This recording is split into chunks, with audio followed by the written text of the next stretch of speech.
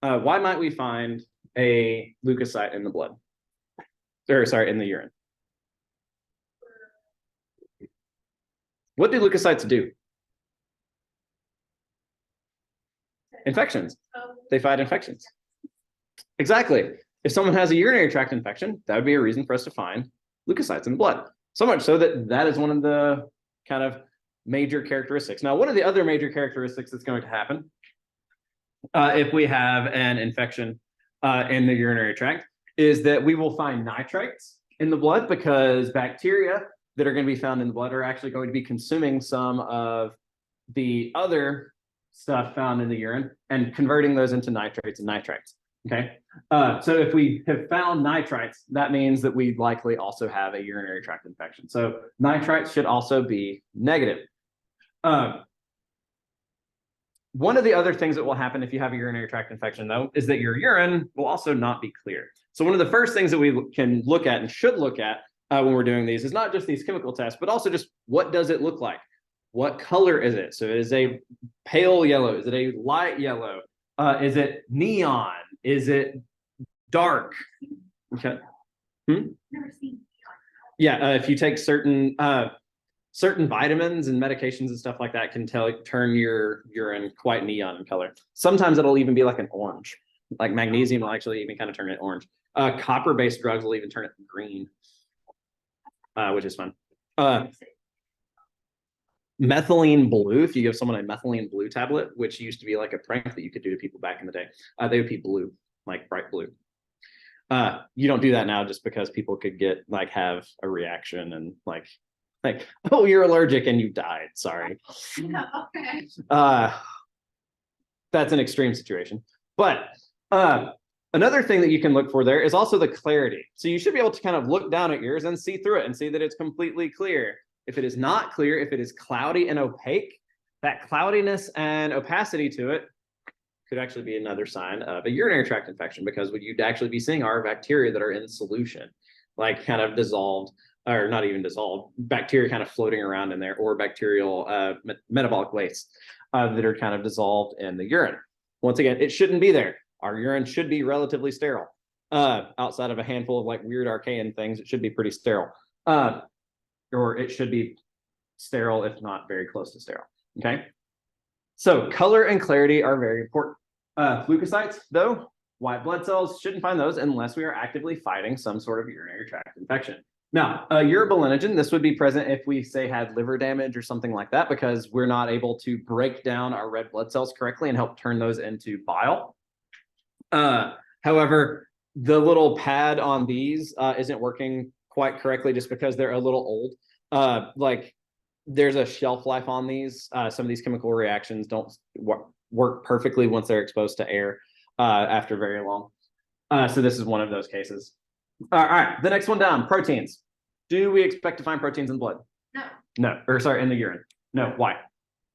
Because they're not supposed to be there, but Well, not even supposed to reabsorb it. It's not supposed to end up there in the first place, right? Like it's never supposed to even end up there, right? So we don't want it to end up in the urine filtrate once again, because it is food. It is energy sources. It is also sources for building blocks for us to make our own tissues. So we don't want proteins to be found there. Now, it does sometimes happen if you have been, or in cases of someone say has hypertension or like prolonged high blood pressure, or if they've just done incredibly strenuous exercise. So like you've run a marathon, you've lifted incredibly hard for a couple of days and stuff like that. Why? Why do you think that might be? What do you think strenuous exercise is going? Why do you think strenuous exercise might have very similar effects on your kidneys that, say, chronic high blood pressure would? What's happening when you're straining? Aren't you elevating your blood pressure during strenuous exercise? That's what you're doing. So you're elevating your blood pressure in strenuous exercise. So back to our capillary idea, right? So we have those little holes in those capillaries that are supposed to stop proteins from leaving. And then we have the basement membrane sitting above that, which should be stopping smaller proteins, right? So this should stop small proteins or smaller proteins. And then finally, we have the podocytes and the filtration slits. These are the ones that look like squid, right? So these podocytes should be stopping our Small proteins. So all but the smallest protein should be stopped, okay? So all of these, though, are basically acting as size selectors, right? So, camera, do what you're supposed to. So all of this stuff is acting as size selectors, which means if you are smaller than these things, you get to pass through, right? However, if you have a coffee filter, put coffee grounds in it, you just run regular water at a regular pace through it, what happens? Sometimes it tears. Sometimes it tears, even with like just normal pressure. But ordinarily, if you're pouring nice and slow, water comes out the bottom and it will have some stuff dissolved in it, but the coffee grounds stay in the filter, right? All the grounds that are smaller than the filter. However, if you took a water hose to your coffee filter, what happens? It definitely tears. At which point, will you have coffee grounds in your coffee? Yes, you will. So we don't want to do that. That's exactly what's happening with high blood pressure inside the capillaries of our glomerulus. We're simply just putting too much hydrostatic force on this stuff so we can actually kind of force those holes to get larger. So we can actually force things through those holes that don't need to be there, okay, or shouldn't be moving through. So you may actually find some protein in the urine after kind of strenuous exercise or something like that, simply because we've elevated the blood pressure hard enough, long enough that we've basically allowed us to kind of squeeze some things through those holes that we ordinarily wouldn't be able to. Does that make sense? Yes, they're looking at kind of looking for blood pressure. They're also, you may find some, well, yeah, that's basically it. One of the other reasons that you're peeing in a cup all the time when you're pregnant is they're also looking for diabetes. Gestational diabetes is a problem for a lot of people. I know I had twice, so they were all Yep, that's fine. And that's because like if you are showing like signs of chronic hypertension while you're pregnant and stuff like that, then that means they need to fix that. That way, little baby capillaries and stuff like that build correctly. All right, so however, sometimes we will end up with trace amounts of this in here because of things like stress, because of small periods of high blood pressure. Every now and then, some things will squeak through, but also because that trace amount could be that some very tiny proteins, like 2 and 3 amino acid long proteins, did manage to kind of snake their way through the filtration barrier.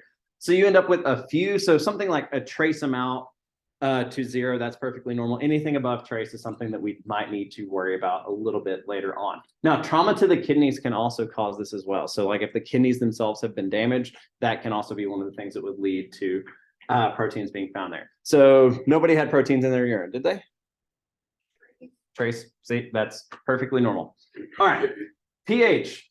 Now, this one is going to vary a lot. So you want to make sure that you are recording your personal pH. I actually need to go just 1 second. Hold on. But pH here, like I said, is going to typically be somewhat acidic. If it is a little on the basic side, just kind of think about what you've been eating. Like, oh, have you eaten nothing but vegetables for the last couple of days? Oh, that would explain why your blood is actually maybe slightly alkaline, but also explains why you're going to be putting out more alkaline chemicals. That's just because those are far more common in vegetables. Meat-based diets, however, actually produce acidic byproducts. So we actually expect to see a more acidic urine if you're eating a higher animal protein diet. However, though, once again, if we have some sort of insulin resistances or something like that, diabetes, that can cause what diabetic ketoacidosis. So we can actually cause the urine and stuff to be quite acidic because of that. Diabetic ketoacidosis also will cause the blood pH to be quite acidic. So there is some of a link or somewhat of a link between urine pH and blood pH. Remember, the blood pH is very, very well buffered. Urine pH is buffered, but not as well, not to within the same tightness of guidelines. So you can see those sorts of variabilities a little bit more too. Now, something fun will also happen whenever someone does have is under ketogenic acidosis. Their urine will actually start to smell a little bit sweet and stuff too. You're going to get this kind of fruity smell coming off, but you can also smell it in their breath whenever that is happening as well. So that means, especially if someone has diabetes and they're undergoing that, that means we probably have something that we need to fix and need to fix now before we start to see things like kidney failure and stuff like that. Because once again, if pHs get out of whack, that means proteins aren't doing what they're supposed to do. Enzymes aren't doing what they're supposed to do because we're not cooking them, but we're taking them out of their normal range. And we need them to be in their normal range for stuff to function correctly. All right, blood. Should you find blood in the urine? No, no, you should not. What are some circumstances that might lead there to be blood in the urine? Damage to something on it. Damage to something on the inside. Okay, so damage to something either in the kidneys or between the kidneys and the ureter. So damage to a bladder, damage to a urethra, damage to a ureter, all of those could lead to small amounts of blood being found in the urine. Okay, a urinary tract infection could as well. If it has gotten bad enough that it's kind of worked its way into the walls of one of those things, you may actually see a little bit of blood starting to seep through as it's trying to basically come in to repair some of those areas and stuff like that. Okay.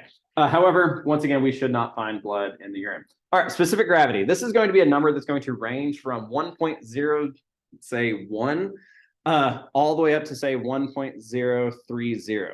1.030 tells you that there are basically 30 parts per million of things in there that aren't water. Okay, that's actually a lot. That's going to be a concentrated urine. Specific gravity is basically a measurement of kind of relative hydration levels. If you are well hydrated, the numbers are going to be much, much lower. They're going to be that 1.001 or 1.005, 1.010. Anything less than or from 1.010 down tells you that basically you have good relative hydration, you've had enough water. Anything higher than that tells you probably need to drink a little bit more water. Okay.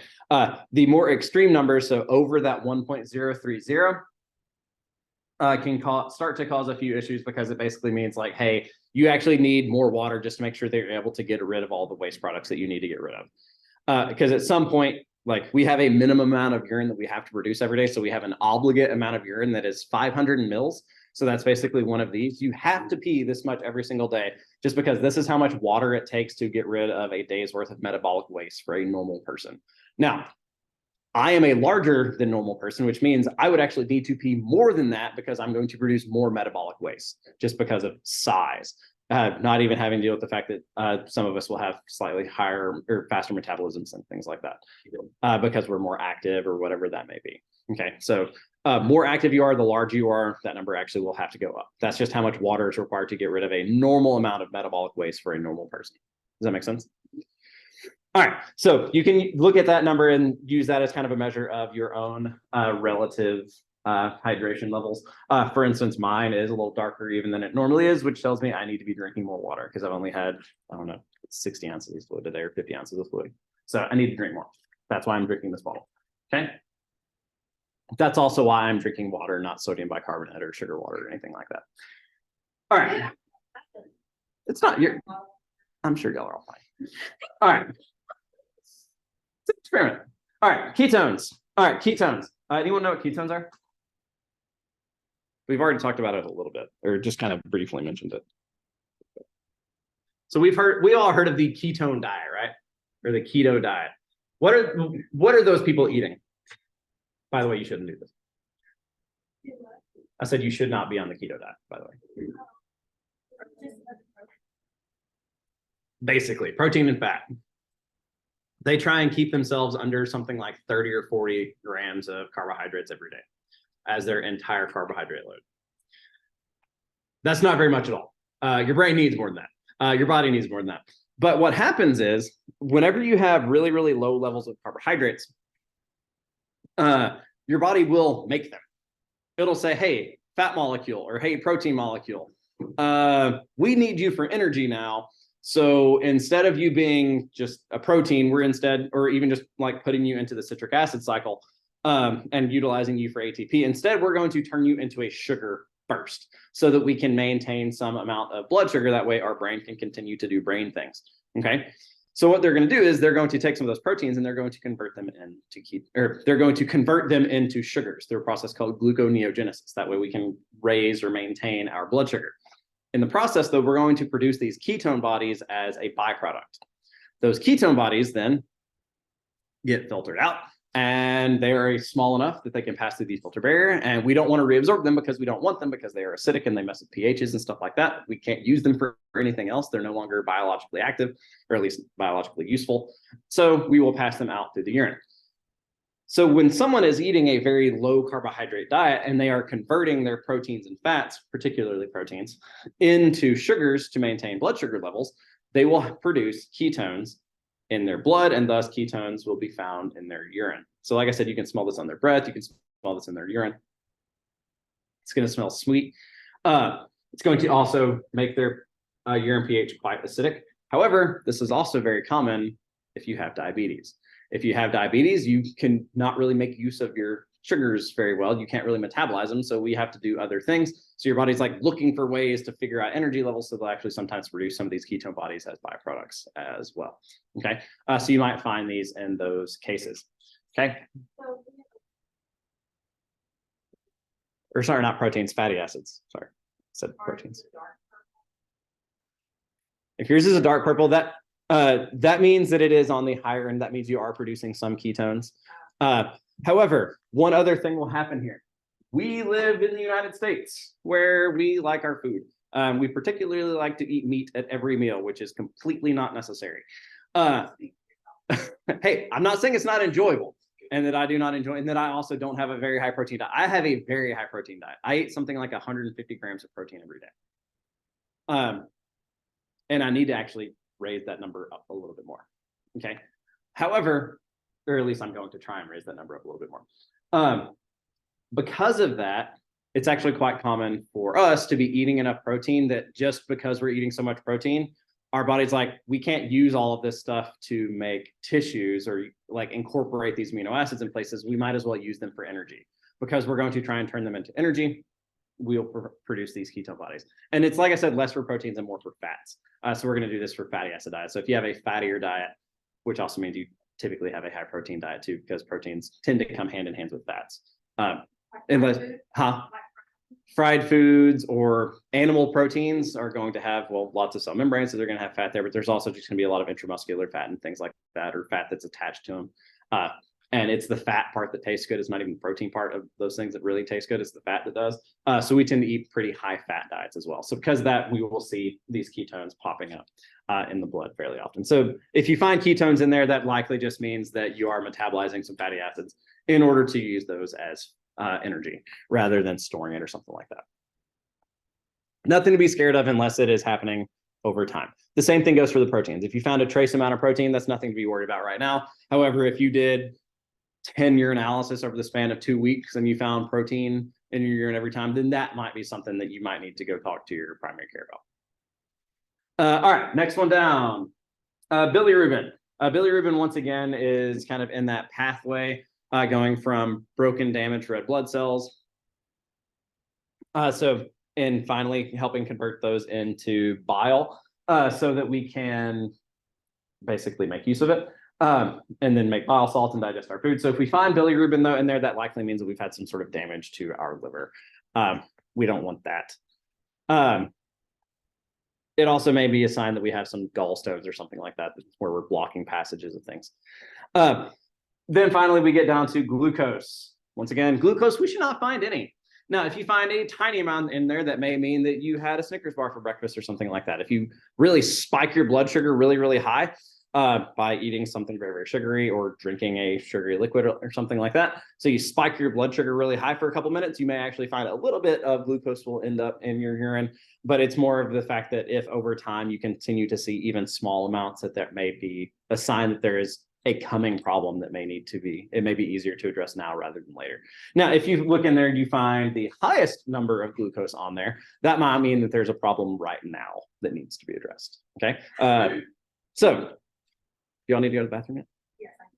All right, go pee again, and then we can test this again. So what you're gonna do is take your cup, pour it into the toilet or whatever restroom receptacle there is, rinse it out with some water just from the sink, and then pee into it again. It should be fresh enough for it to work.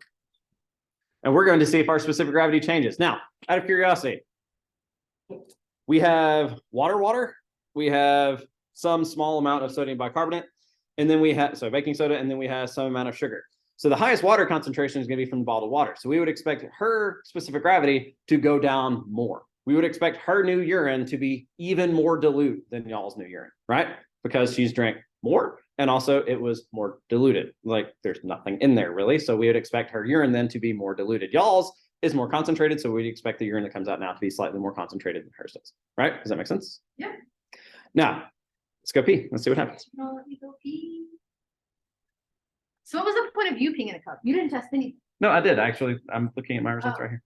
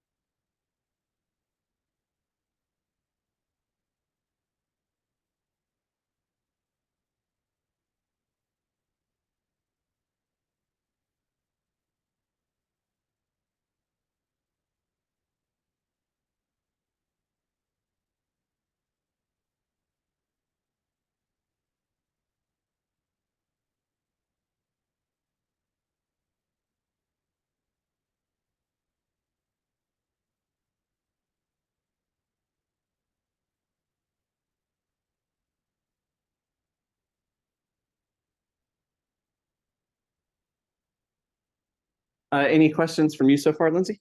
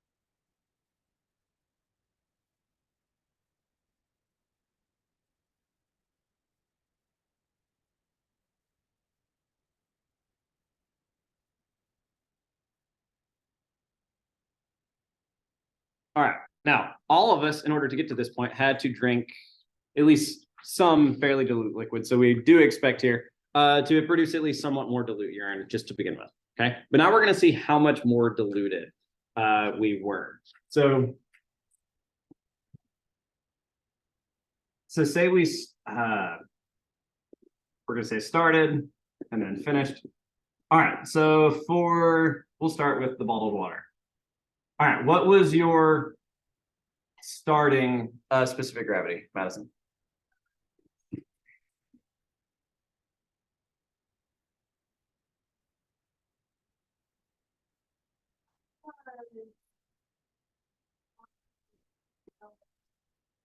Point zero one zero. All right. All right. So all right. What was yours, Taylor?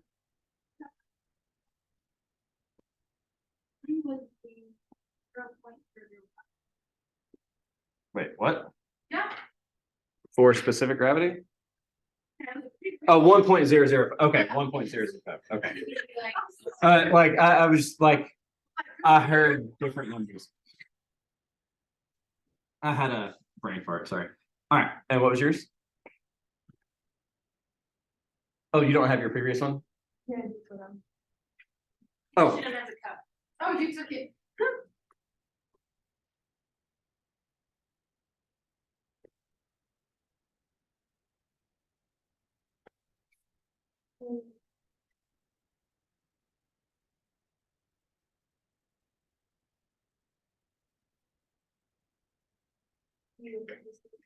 1.030.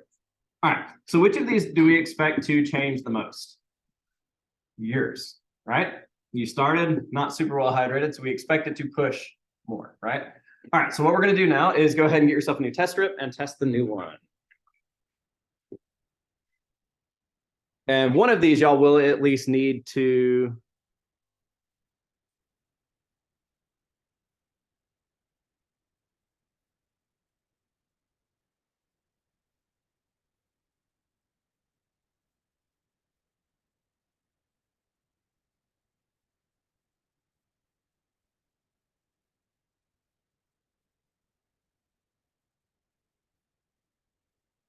at least one of these results, y'all will need to kind of write down all of your numbers so that we have so that you have a record of those so that you can kind of include yourselves in the lab report. You can just make yourself one of the test subjects and then like include yours in that. So you do need to record all of your results on there. For both of them? No, for just one. Most things shouldn't really change here. pH might. That's actually going to be the next one. All right. So, all right, bottled. What was your new specific gravity?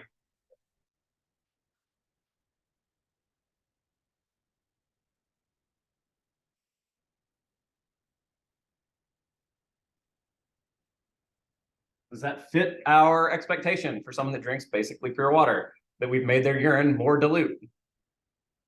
Seems reasonable, right? All right, sodium bicarb, what's yours? Still it's the darkest blue. So still 1.005? Nope. Point Oh. 0.000. Oh, 1.000, so you've Yeah. gone more dilute. Makes sense. All right, sugar,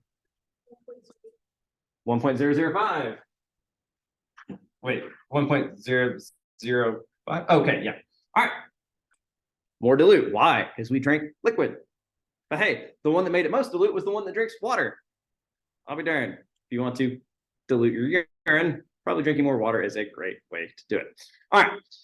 Now, something else was kind of occurring here too, though. Whenever you're drinking water, you're actually going to be sending some signals via hormones that are going to help us regulate the water and stuff that we are taking in. Because remember, we are regulating blood pressure whenever we are regulating fluid levels. By taking in more water, that means we need to get rid of some of that extra water if we want to maintain kind of healthy blood pressure levels. So we're actually going to do that using 3 different hormones. Okay, we're going to use that or do that using renin and thus angiotensin. We're going to use atrial natriuretic peptide. Okay, and we're also going to use ADH or antidiuretic hormone. Antidiuretic hormone is going to tell us to hold on to water, which is going to raise our blood pressure. So if your blood pressures are low, you'll secrete antidiuretic hormone to cause you to hold on to more of that water so that we can keep our blood pressures and stuff high. Okay. Atrial natriuretic peptide, on the other hand, is going to tell you to get rid of more water. So when you're drinking this water, what you're also doing is sending a signal that, hey, I'm taking in some water. So you're actually going to cause the release of some of that atrial natriuretic peptide, so that we're going to cause us to get rid of some of the extra water that we are taking in if we don't necessarily need it. I have a question. Yes. The blood one kind of looks blue.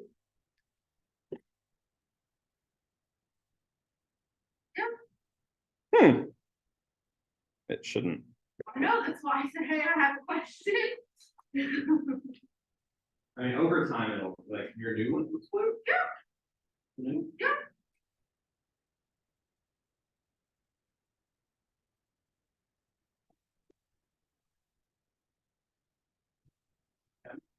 Two, three, four, five, six, seven. Okay. The blue one's the next one. No, I was looking at this one over by the screen. Is that's That would be this. perfect. Okay, so 1, 2, 3, 4. So there's just gravity. There's blood. There's Yeah. orange. But it's fine. Okay. The next one up is Is it? pH. So your pH is basically that one. Your balance is balance. Yeah, fine. Okay. Okay, so that's specific gravity. Blood. pH. Okay. Perfect. Yeah. So the pH is blue because it's closer to basic. Oh, okay. Yeah, that's fine. Cool thing. Okay. Totally fine. Yeah. So once again, we are. See, that's- You're like, oh, now that I understand, it's not bad. It's okay.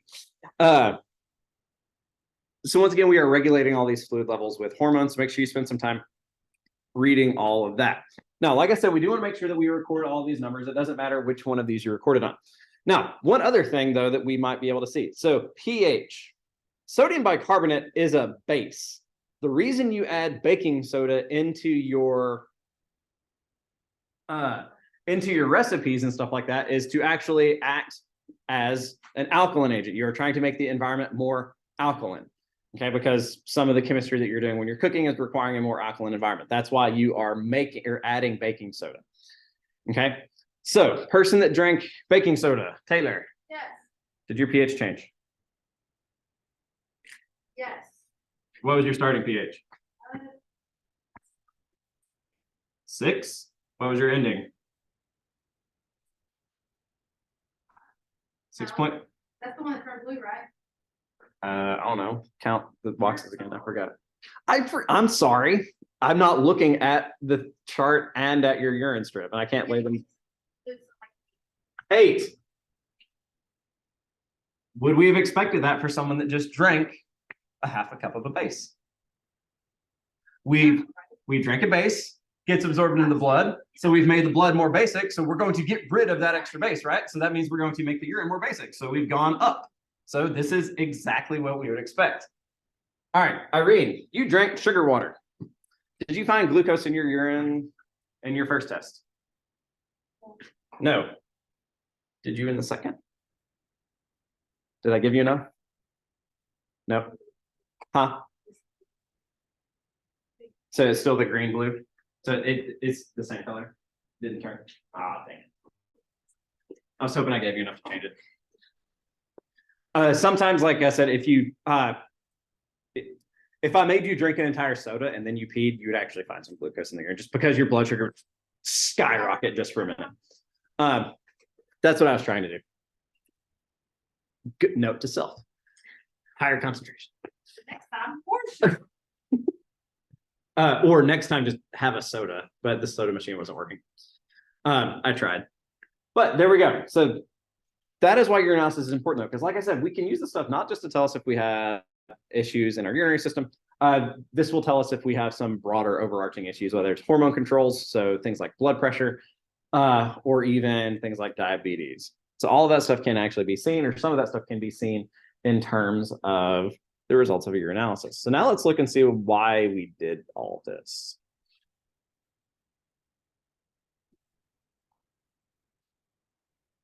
All right, so here are the instructions for the urinalysis lab report, okay?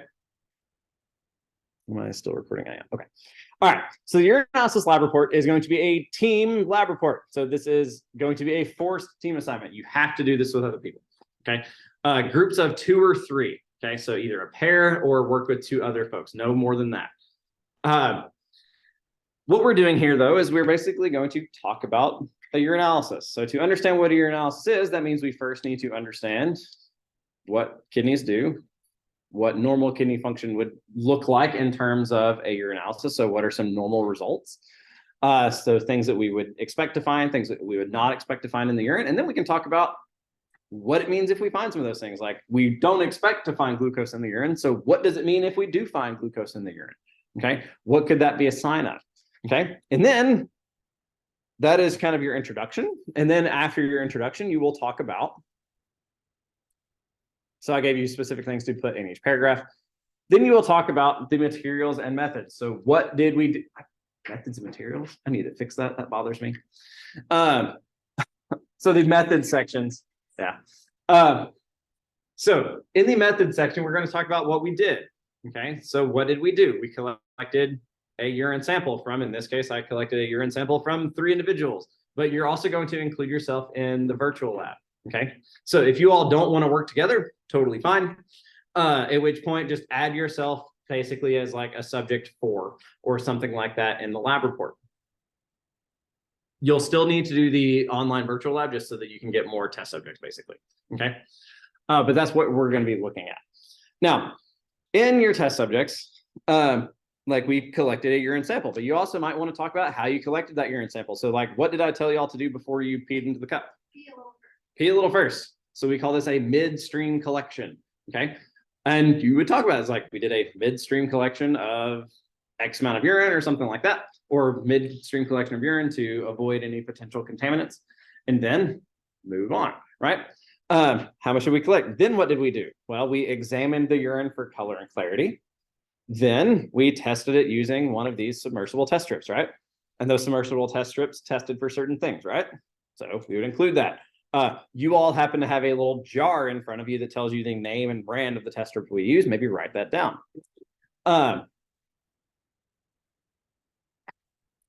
Then once you've done that, you will talk about your results. So when you go to talk about your results, what you're going to do is you're going to talk about what we got. So you're going to basically list the results out for everybody. So you're going to say for patient 1, leukocytes, glucose, bilirubin, blood, ketones, and nitrites were all negative. protein was trace, pH was this, color was this, clarity was this. Okay, basically kind of list everything out. And you're going to do that basically for everybody. However, if there is a number that is away from the mean, you will need to tell me how far away from the mean. Okay, so say you found somebody with a glucose of 500 nanograms per microliter or deciliter. That's a lot. That is 500 times more than what would be normal. Saying something is 500 times more than what you would expect to be normal is very, very different than just saying, here's this number. Okay, so do at least somewhat of a comparison. It's twice the normal value. It's 3 times the normal value. It's 500 times the normal value, just because that will kind of basically click in mind to say, hey, this is not just a problem, this is a how much of a bigger problem. Yes, does that make sense? It just basically highlights to the reader what's going on. Same thing goes for if something is double a normal value, say, hey, this is double the normal value. So try and include a couple of those kinds of things. Or less than normal, say someone has really dilute urine, say this is like 30% less than normal because, hey, they're basically peeing water. All right, try and include a graph, basically where you can kind of show some of these same sort of things, but you're still going to kind of do a word description of what those results were in the results section, okay? But the graph will also be part of it. Then you get down into the conclusions. This is where you're actually going to compare the results to the mean, okay? And tell me what it means. So in the results section, and you say, hey, this is, or like in the results section, you have a result that is 500 nanograms per microliter. That's what you include in the results. In the conclusion, you say, this person's result of 500 nanograms per microliter is 500 times the normal amount of glucose in their urine. This could be a sign of diabetes or pre-diabetes that they might need to get checked out by their doctor. What are some things that they might expect to see? Like, so what's the next step? So say they find the glucose in the urine. Is that a definitive diagnosis of diabetes? Maybe not. Maybe you should look into how they would definitively diagnose diabetes in that case and kind of say what the next step would be and then cite it. Does that make sense?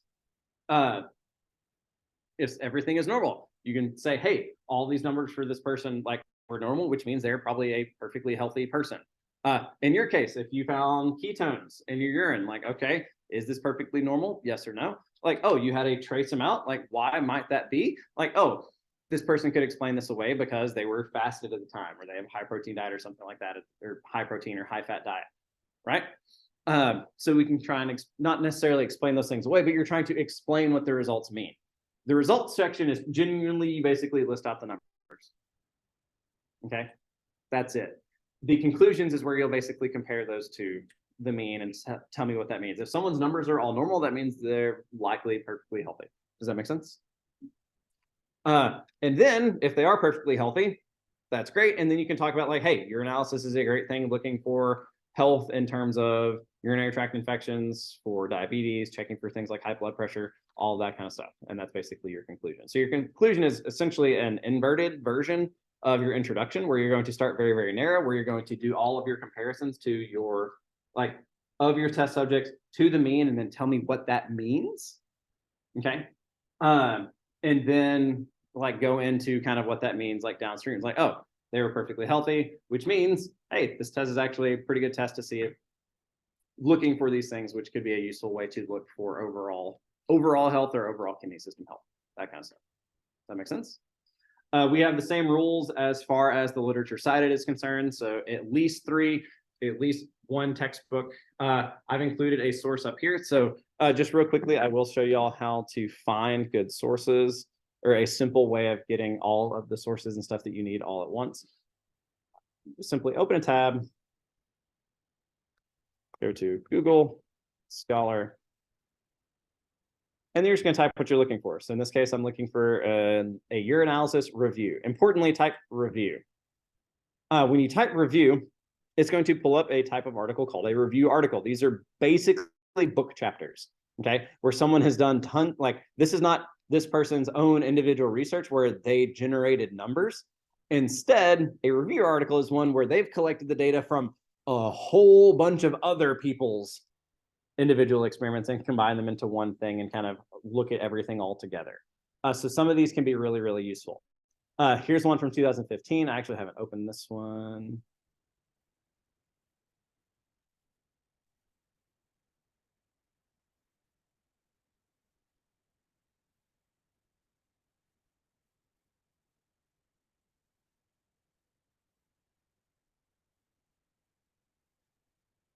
Oh, this is just references.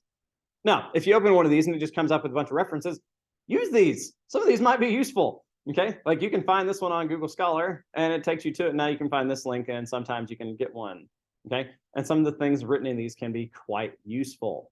Neurology and neurology of small animals. I guess we qualify kind of. Here's one that I found earlier. So this is Urinalysis, a comprehensive review. It's written by some these three folks right here. It was published in this journal at this date. So what I've done is I've actually gone over here and I've written out the entire citation. So what you're going to do, you write their last names, comma, first initial, period, middle initial, period, comma, last name of the second author, comma, period, or initials, periods, commas, and finally the last author. And then you put the year that it was published in parentheses.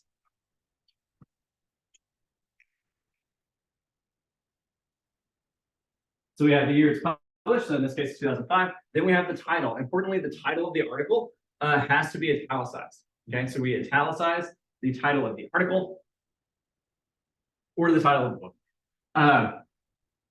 So in this case, we have Urinalysis Comprehensive Review. This was published in the American Family Physician Journal. That's why if you look up here, the journal. So this is actually the title of the book that this was found in. So actually, I need to do this wrong.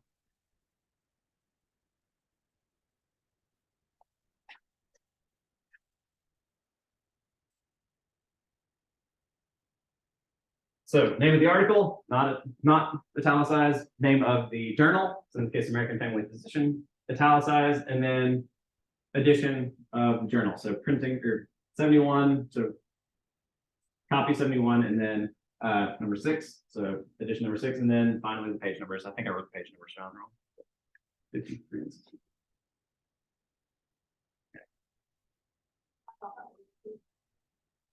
Yeah, it's close enough. I think it was a 7 with the hash mark to it because I was writing fast. This is what happens when you don't write very often. I do all my, like, all of y'all stuff is online, so I don't have to write ever except on this board. This is literally the only time I ever write is on this board. So that's why, out of practice. This is what it would look like in your literature cited page. In the in-text citation, you're just going to say the last name of the first author, and then if there's more than one, it's going to be at all. And then finally, the year it was published. Why did I write 2019? I don't know. There we go. Okay, that's it. That's how all that stuff is going to work. So it should be fairly straightforward. Like I said, all of the instructions are written in here pretty well. But once you do this with a review, like here's the fun bit. You can go down here and open their references. You need more citations? How about this one? Or this one? And you can just start looking through these. Dipstick analysis and the accuracy of clinical diagnosis of urinary tract infection. Does that seem like something that might be useful for one of the sentences or a couple of the sentences that you're putting in your introduction? If so, look up that one. Copy that into your browser, find that one and read it. I'm like, oh, look, now you have a second citation. Oh, here's a third citation, a fourth citation, or all the way up in this case into the 30s. Wow, that's actually not very many at all. Only 38 citations. That's nothing for a review article. You wouldn't be able to get that published nowadays. Really? Mm-hmm. Yeah, review articles nowadays typically are looking for something like over 100. I hate fighting twice.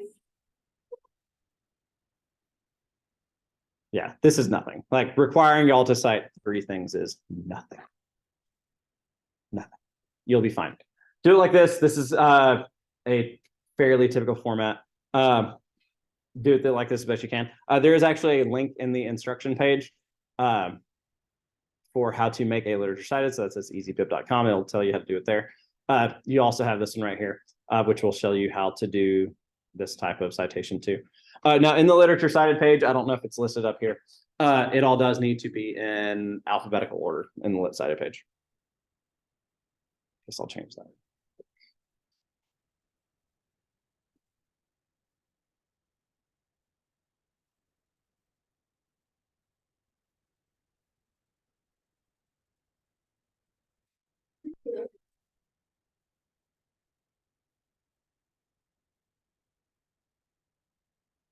All right, so anybody have any questions? Oh, you probably do want to record the color and clarity of the second sample as well. Not just like basically write down, is it very light yellow, pale yellow? That way you can compare that to the images in the virtual lab. Nearly clear. Clear, there you go. All right, but that's it. All right, so what we're gonna do then with the urine is dipsticks and stuff like that are going to go into biohazard. The cup you are going to take back to the bathroom, once again, dispose of the urine in there, rinse it, bring the rinse cups back in here. We'll put them in this pink bin. Yes, and the paper towel.